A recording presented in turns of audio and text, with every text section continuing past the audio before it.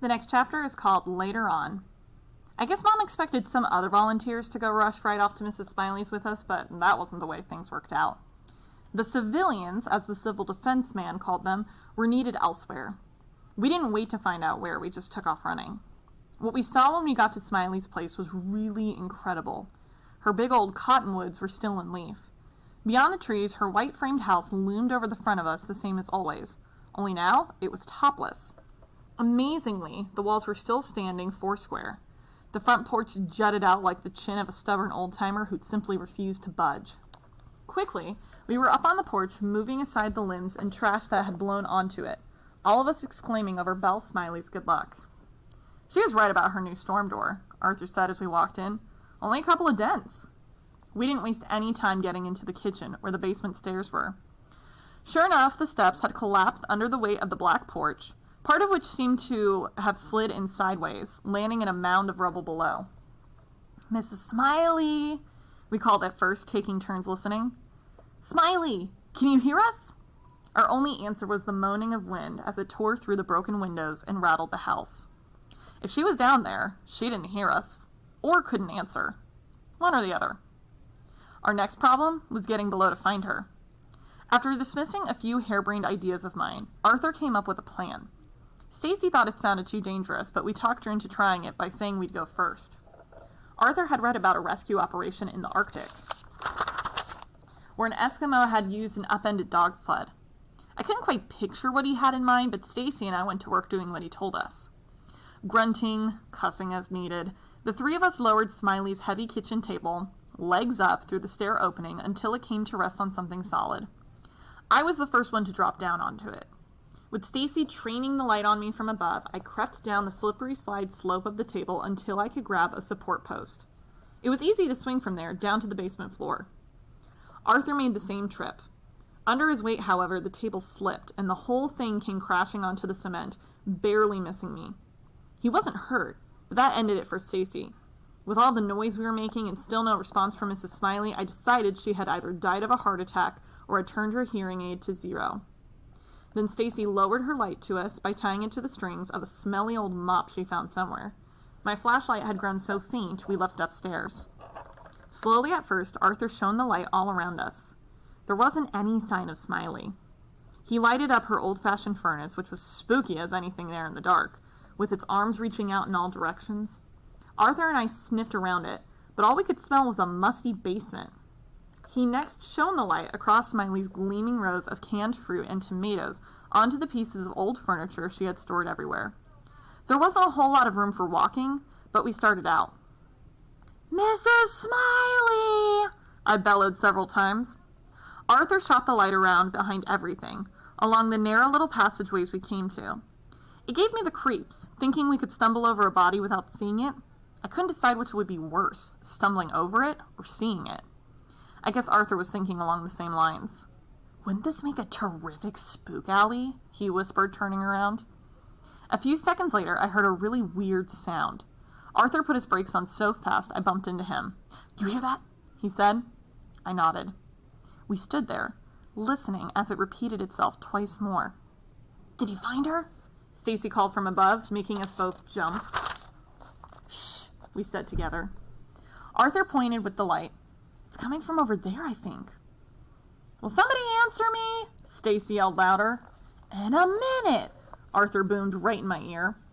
I followed him around the old dresser, past a spidery wooden high chair, then down an aisle of storage boxes, the white beam bouncing ahead of us in the direction of the noise. I caught my breath when we saw her. There she was, curled up on an old sofa with only her mouse nest hair sticking out above the blanket. She wasn't dead. She was asleep, and snoring for all she was worth. Arthur grinned at me, and we started to laugh. We couldn't help it. How could anyone sleep through a tornado? She made another little series of snorts, dainty this time, as if she knew we were listening. Arthur bent double, grabbing his sides. We couldn't stop howling, either of us.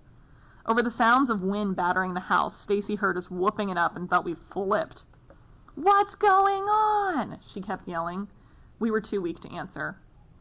A little later, it was almost as funny trying to get Mrs. Smiley's out of this bloomin' cellar, as she put it. She was being an awfully good sport, but she said there was no mountain goat to remember that. We couldn't get her to try the stair-step system that Arthur rigged up under a window with a chair and stool, though he demonstrated it could be done with a little pull up here at the end. "Pull up," Smiley snorted. "I'm 81 years old, boys. Don't you think I'm better off staying down here?" "It's too dangerous," Arthur tried to explain. "The police said everyone had to get out because there could be explosions and fires." "Land sakes," she muttered. "Never thought I'd be chased off by a darn old cyclone." She kept running her hands in and out of her sweater pockets. I could tell she was plenty nervous. Stacy was outside the window by that time, removing broken glass from the sill with that same mop, giving us weather reports. "Can you guys think of something?" she said. "The rain's let up for a minute. It'll be a lot easier if we can get Mrs. Smiley down to the bus before it starts again."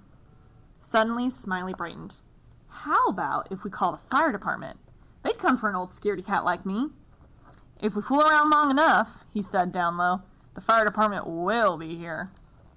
Finally, though, I had an idea. We dragged the sofa she'd been sleeping on to the window and tried angling a set of old-timey bed springs from the cushions to the wall.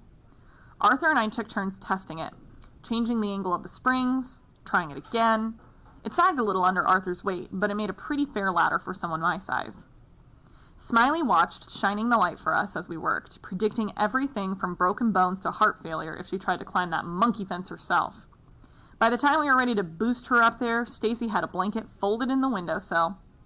"We'll get you out," she kept encouraging Smiley. "I'm really strong, huh, Arthur? We can't leave you here, you know. Anything could happen." Then, as if she just thought of it, "Hey, I could try it first. I will if you want me to."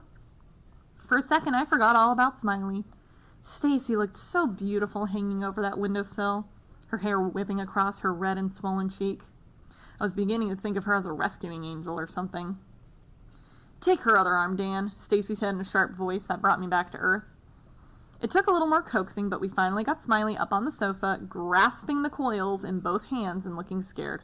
"Spider-Man!" Arthur whispered before I punched him.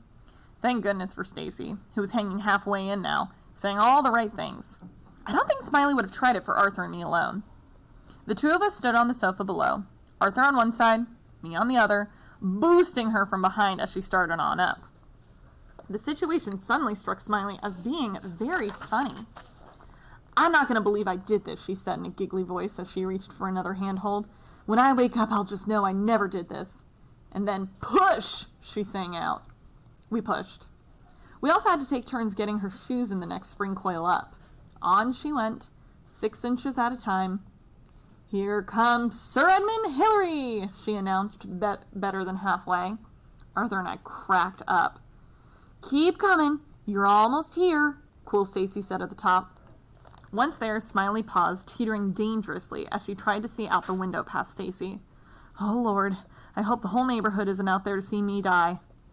"I'm the only one here," Stacy said. "You're doing great." Stacy had a good grip on Smiley's shoulders now. "One more step ought to do it, Mrs. Smiley. Can you make one more step?" It took all three of us, using the push-pull method, to get her through that little rectangular window. Tiny as she is, she claimed to have dropped 10 pounds during the process, but the only thing she lost that we could see was a button off of her old gardening sweater. "That and my dignity," she was to say later, improving her story each time she told it. After getting her out, Arthur and I easily scrambled up those coils and out the window. We'd had so much practice. By then, Stacy was shining the flashlight all around and under the trees so Smiley could see how our neighborhood had been devastated.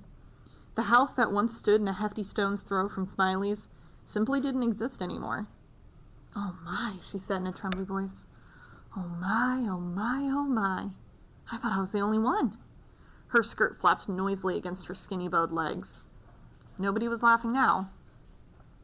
Mrs. Smiley hung onto Stacy's arm all the way to the Darlingtons. As we neared their place, she could see firemen searching the 2 or 3 rooms where the walls had been left standing. In slickers and hard hats, they were easy to spot. Their lights crisscrossed in the dark, slicing eerily through the holes in the bedroom hallway. We could hear their voices calling back and forth. Suddenly, Arthur came to life. "Hey, that's our house!" He grabbed the light from Stacy and went crashing across the yard. He and one of the firemen talked a minute. "All clear. Move on," the fireman called to the others. He jumped to the ground beside Arthur, and they walked around the street side of the remains. There, in the overlapping circles made by their lights, the sky sprayed a giant red X on the Darlington cement foundation. Then the two of them came out to the street where we waited, bunched together with our backs to the wind. "Y'all live around here?" he shouted. Smiley and I gave him our names and addresses. He wrote it all down on a pad that came out of his pocket. "Officer, please," Mrs. Smiley asked. "How bad is it?" I could see his shoulders sag in the wash of our light. He hesitated, slapping his huge gloves against his leg as we closed in to hear better. "Ma'am, I wish I knew. Capitol Heights, Custer's Lake, were both in it before you were. Another one touched down north of here. Patrol cars coming in from Hastings say that there's some twister in action around Phillips, and that's all I know." I drew in my breath. Not Phillips. Not the farm. I was strangled by fear all over again. "You folks get out as fast as you can," he went on. "Power lines are down everywhere. Mainline gas has been shut off, but there's no way to guarantee anyone's safety if they stay in the area." With the next jab of lightning, he left us and returned to his crew. The sky grumbled all the way across the back again as I sent up one more desperate prayer. Even above the storm, I could hear the racket my heart was making against my ribs. The look on Arthur's face told me he knew what was going on in my mind. His dad was safe at the armory. "Come on, Dan." He pulled me around. "Let's you and me hustle Smiley down to the bus. You can ask around, find something, okay?" I wanted to run after that fireman to make him tell me more, but already Smiley was getting a good grip on my arm. "I'm sure lucky," she chortled at my ear, "to have such nice boys escort me." With a 12-year-old escort on either side, she was practically swept off her feet. For sure we hurried her along faster than Stacy did, who had been taking the same mincy little steps as Smiley. She might be 81, but she survived with all her funny bones intact. Mom's big bus was gone, but people had started lining up for a minibus parked in the intersection. Some of the neighbors around us were hugging each other. A few were crying. Little kids clung to their mothers' hands or hung onto their legs. I recognized a girl from school, but we were both struck by shyness. One older guy we didn't know just stood there in the middle of the street, looking bewildered. When Arthur flipped the light on him for a second, he didn't even blink. I think he was in a state of shock. A utility company truck pulled up to the circle of the vehicles as we arrived. A cop who'd been setting up flares walked over and talked to the driver. The whole scene seemed psychedelic and somehow unreal as the flashing yellow and red lights turned raindrops into steaming colored beads. Even with so much distraction, I couldn't stop thinking about my dad and that tornado whirling towards Phillips. Who could I ask? Who would know? If only someone had a radio going. Just then, several ladies came back to speak with Smiley. I couldn't believe it, but Ruth Poveka from our church was actually making jokes about the bazaar and the Presbyterians. Good old Ruth. Soaking wet, her hair plastered to her head, she was trying to make everyone laugh. "I hated that quilt I was stitching from the very beginning," she told Smiley. "It just had the feel of bad luck, you know what I mean?"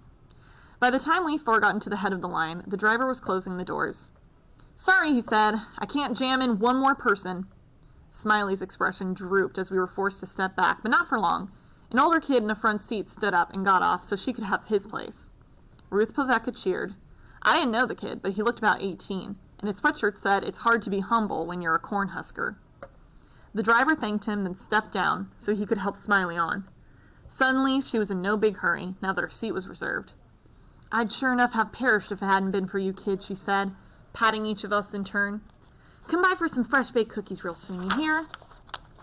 I saw Arthur and Stacy grin at each other as something of Smiley's spirit passed between them. Even I felt better. "Soon," she said. "Come by soon." Then we were waving goodbye, and Smiley was waving back at us through the window. The faint smell of cookies, so tantalizing seconds before, disappeared as quickly as it came. I was out on the farm with my dad, with Grandpa and Grandma. I was thinking of the farmhouse which had been built during the Great Depression without a basement. The storm cellar was a long way from the back porch, I remembered, and the doors were hard to open.